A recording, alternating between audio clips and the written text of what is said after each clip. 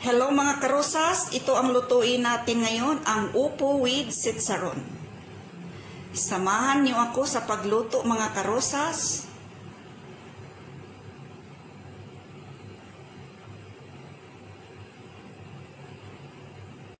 Hello mga karosas, magluto tayo ngayon ng upo with sitsaron. Ito ang ingredients natin. Bali, isang upo, hiniwa ko ng maliit. Ayan. Maliit ang pagkahiwa. Bali ang 1 pack na sitsaron. Bali ang soy sauce. Ang asin. Black pepper. At saka onion. And garlic. Ito lang ang ingredients ko lahat mga karosas. Umpisahan na natin. Umpisahan na natin mga karosas. Maglagay tayo ng mantika.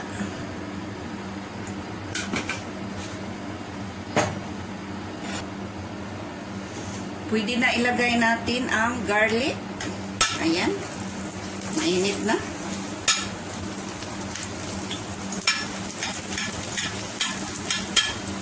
Sunod na natin ang chopped onion.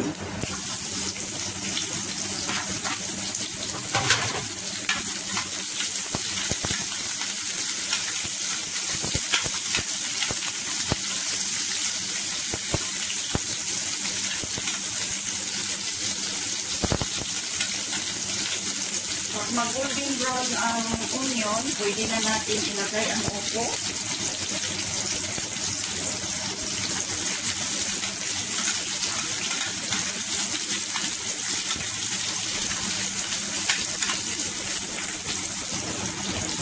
Ayan, medyo brown na yung onion. Pati yung garlic.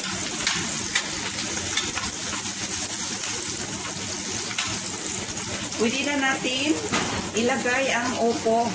Yan, ang upo.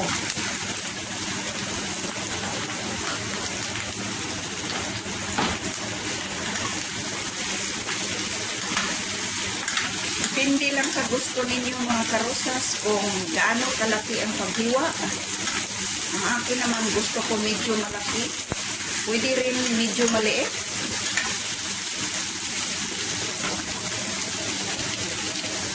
Tapos, lagyan natin ng kunting asin.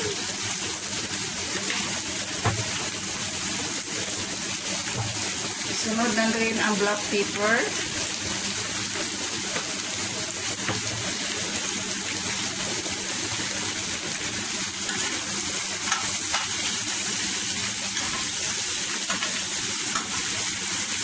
Gusto ko kasi sa luto maraming black pepper.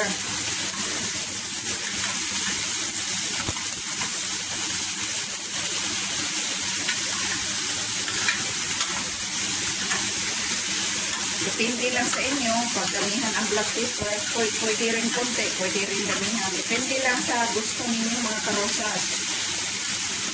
Ako, paborito ko kasi black pepper. Lagyan natin ng konting soy sauce.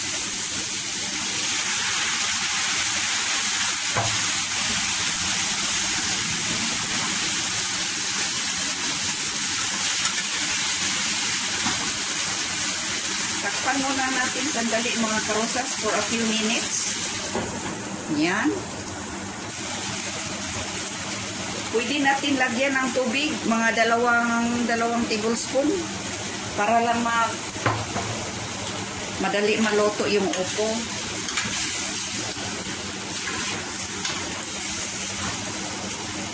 Ayan ang mga karosas. Takpan natin ulit.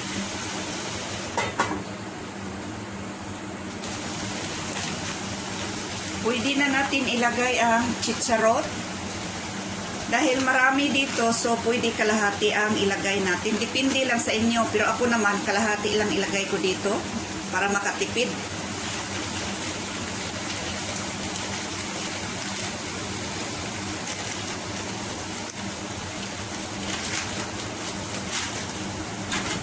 Mix muna natin.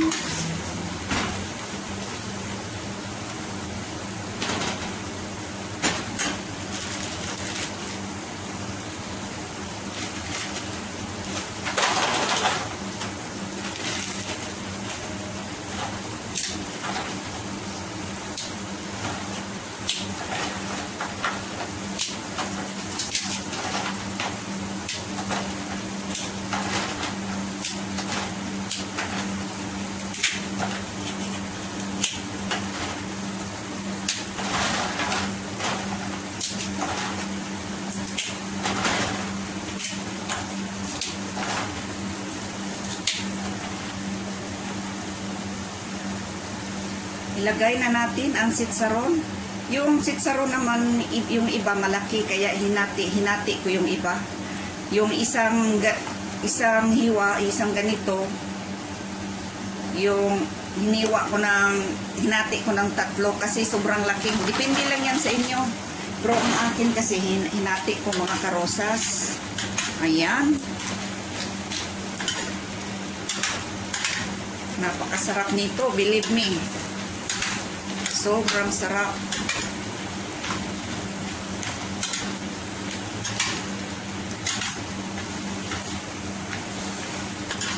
Kaya nilagyan ko ng kunting tubig mga karosas kasi sipsipin ito sa sitsaron. Tingnan nyo, nag-dry na. Ganito lang mga karosas. So, takpan natin para mag-absorb talagang lasa sa sitsaron. Ayan. I-check na natin mga karosas. Oh yes!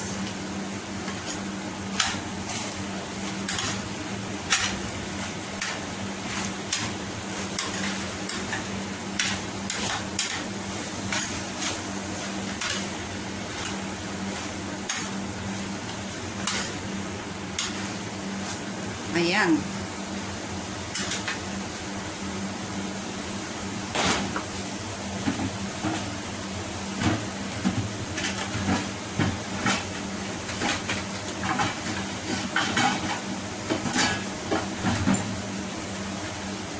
Tikman natin mga karosas.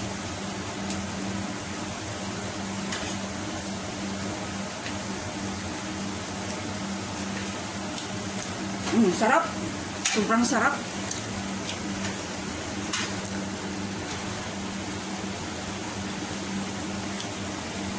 Ayan na mga karosas.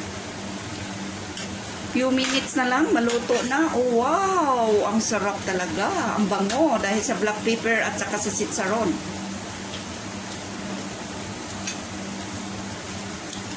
Ayan. Ayan, luto na mga karosas. Napakasarap na talaga. Ito na mga karosas. Luto na yung upo natin with sitsaron.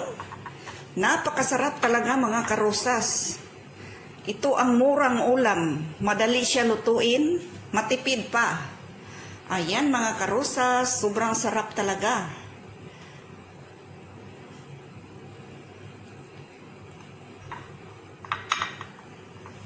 Ayan.